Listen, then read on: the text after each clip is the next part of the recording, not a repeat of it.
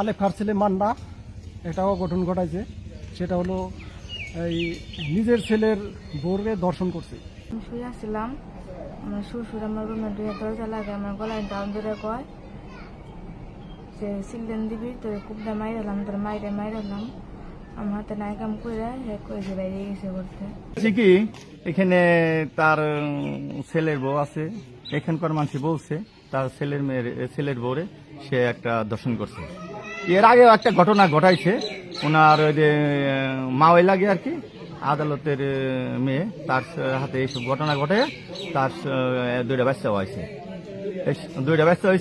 এই দেশে বিচার সালিশ হয়েছিল বহুত হয়েছে। তাই আমরা তো সবাই বেশি ভালো হয়ে গেছে মনে হয়, ও তো ভালো হয় নাই। এই বিষয়ে আমরা যা বলি যে ওনার শাস্তি হওয়ার দরকার। আর ওর এলাকার ভিতরে রাখা যাইব না। ও বিভিন্ন ধরনের খারাপ কাজ করে থাকে। যেমন এক নম্বর হইলো, প্রথম অবস্থা আদালত, তার এক মেয়ে আছে, তার ওই মান্নার হইলো লাগে হইলো মাওই। উনি ওই মায়ের সাথে সম্পর্ক করে অবৈধ ভাবে মনে করেন গর্ভবতী বানাইছে বিয়ে ছাড়া।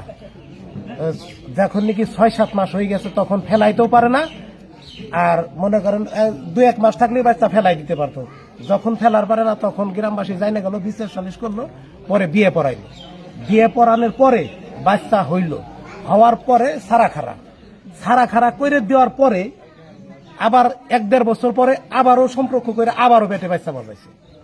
এরকম 2টা ছেলে হয়েছে, প্রথম এক ছেলে, পরে আবার আর এক। তারপরে যাই হোক, এটা দামাচাপা এলাকার মানুষ যে যাই হোক যেভাবে শাসন করছে, আমরা মনে করছি যে না, ও ভালো হয়ে গেছে।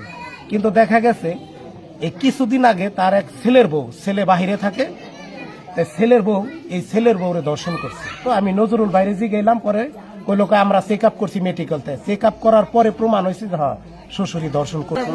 দর্শন করলো। আর আগে হইলো ওখানে যে আকাম করছে একটা, তার বিয়ে করাই নাই, তার হাতে 2জন পোলাপান হয়েছে।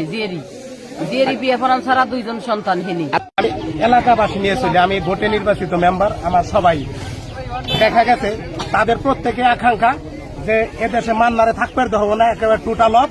আর এখান থেকে বেদিব সে, ওরা ভালো, ওরা জেনতে পারে, হেনতে চলুক গে। আমাকে একই দাবি, এই রাস্তায় ওরা বাইরে পারবো না, ওরা চক দিয়ে চলাফেরা করবে, কীট পতঙ্গ ওদের চক দিয়ে চলাফেরা করবো, ওরা এই রাস্তায় বাইরে পারবো না। এই জনসাধারণের কথা। আমার সোনার বাংলায়